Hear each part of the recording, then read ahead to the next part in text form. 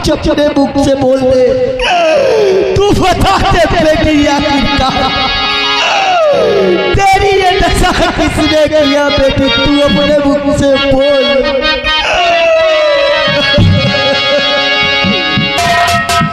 हाय बेटी तुझे आज बेटी,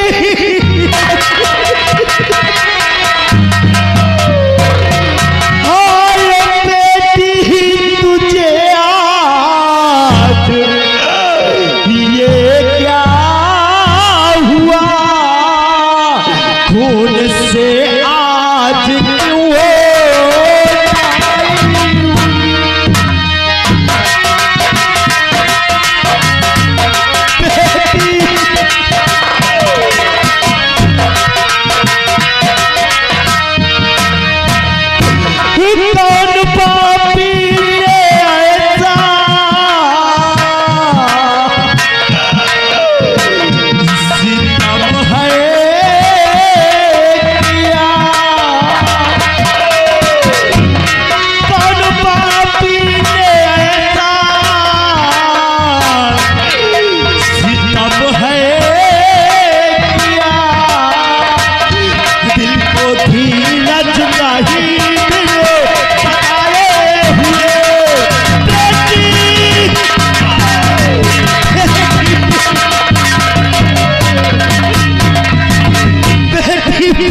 अपने मुख से, यहाँ मेरे मालिक तूने आज क्या हाथ दिखाया, तूने तो मेरी आस्था खेलता जीवन ही उजाड़ दिया। क्या कहा सेनापति जी, मेरे बेटी का कातिल वो हरामजादा सत्या है और सेनापति तुमने उसे गिरफ्तार भी कर लिया है।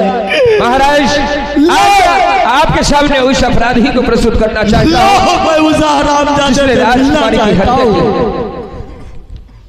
राजकुमारी की हत्या की है, जाओ उस अपराधी को पकड़ करके घसीटते हुए मारते हुए लेकर के आओ।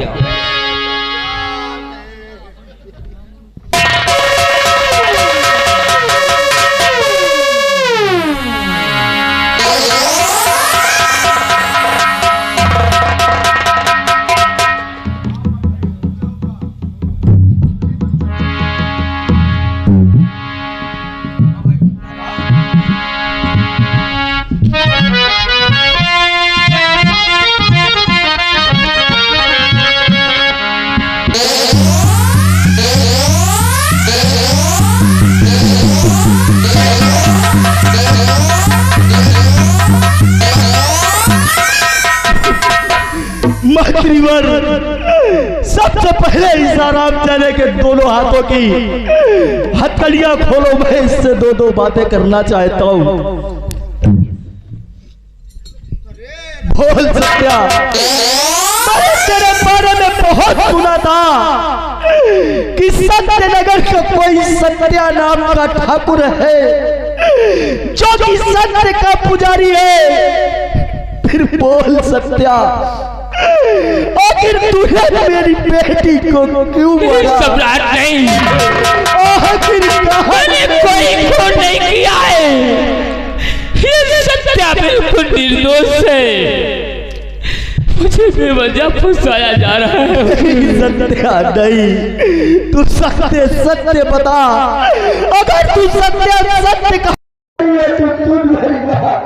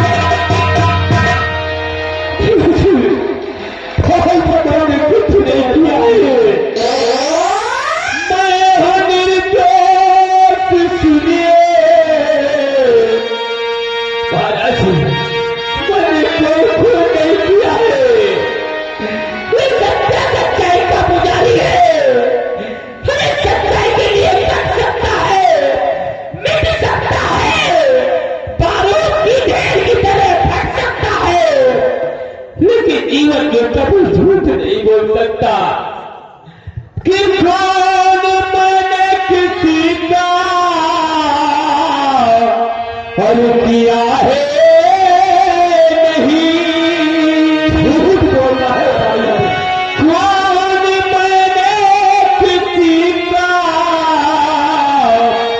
और किया है नहीं, बेवजह में है मुझको हटाया गया।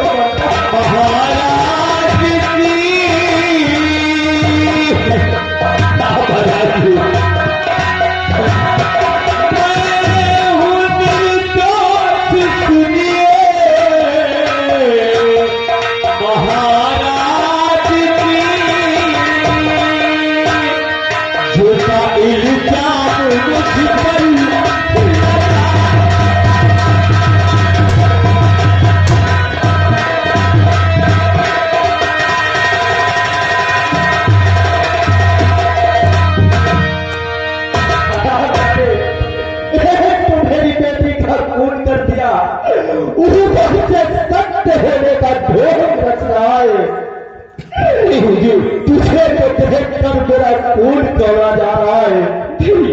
महामंत्री इस आराधना के काल कोठरी पे डलवा दो और इस नग्न की दोनों बिठवा दो कि कल सुबह इस सत्य की 10 बजे फांसी दी जाएगी। आराधना को ले जाओ मेरी कचरे पे दूर। और सेनापति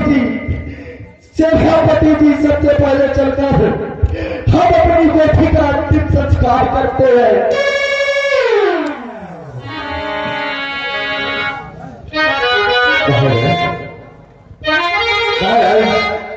सेनापति हमें तो ऐसा लगता है कि सच्चा निर्दोष है, क्योंकि इसकी आंखों में झांक करके देखिए महाराज, इसको इतनी बड़ी सजा दी गई, इतनी बड़ी सजा दी गई, कभी रो रहा है कि गिरा राम ने महाराज, लेकिन जो दोषी है दोषी ऐसा नहीं करता। लेकिन महाराज हमारी एक व्यक्ति कि यह निर्दोष है, इसे छोड़ दिया जा रहा है। सेनापति खूब कहते हैं कि यह निर्दोष है, मेरी जगह सोचो कि अगर मेरी जगह तुम्हारी बहन होगी और तुम्हारी बहन का खून हो गया होता और मौके पर कोई मिलता तो सबकी उंगली तुम्हारी किसकी तरफ जाती। आखिरकार सत्य को गिरफ्तार करके लाने वाले भी तुम ही हो और फिर कह रहे हो कि ये सत्य कहीं खूनी नहीं हो जा रही। आपके आगे के अनुसार मैं सत्य की तलाश में गया था।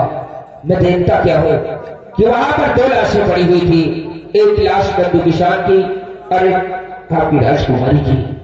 देखता क्या हो, इसके हाथ में किरपान तो अवश्य थी महाराज, लेकिन खून करते हुए हमने नहीं देखा महाराज।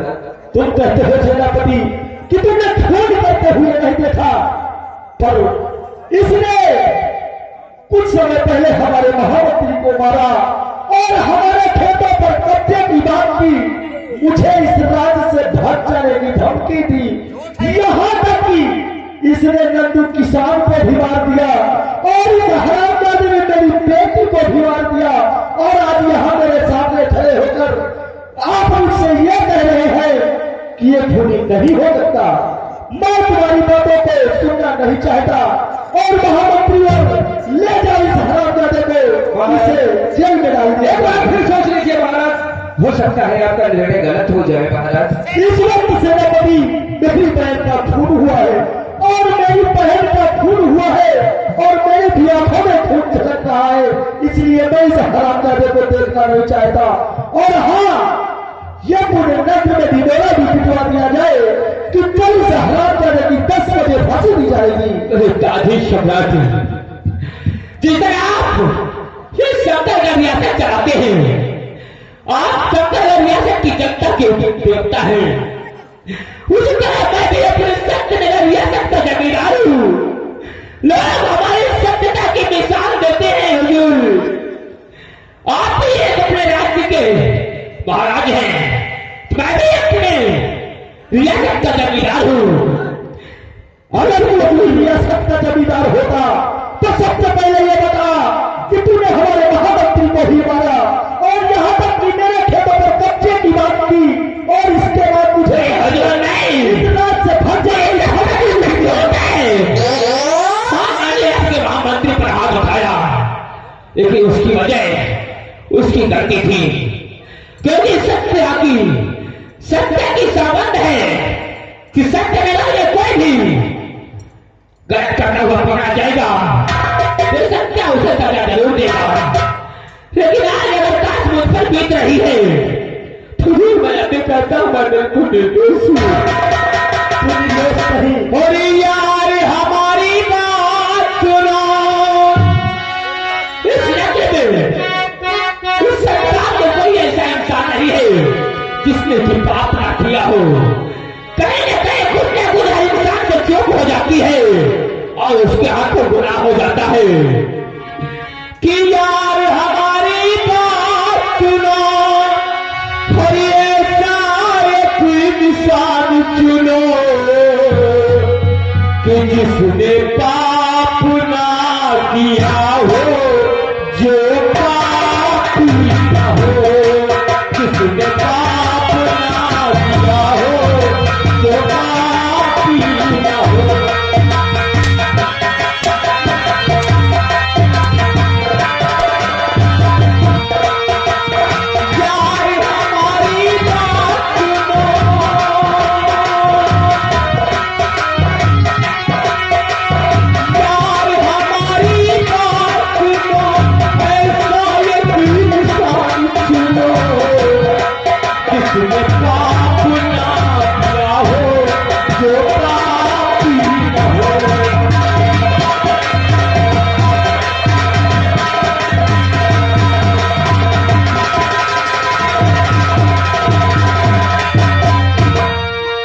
कोई है मासूम यहाँ तो कोई सीधा साधा,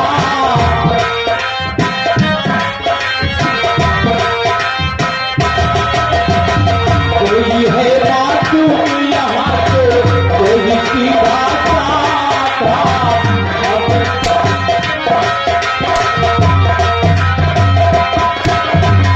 कोई है मासूम यहाँ तो कोई हरी एक है काफी, कोई थोड़ा कोई ज्यादा, कोई पकड़ा गया, कोई पकड़ा गया, कोई लूट गया, कोई छूट गया। यार हमारी बात सुनो, यार हमारी बात सुनो,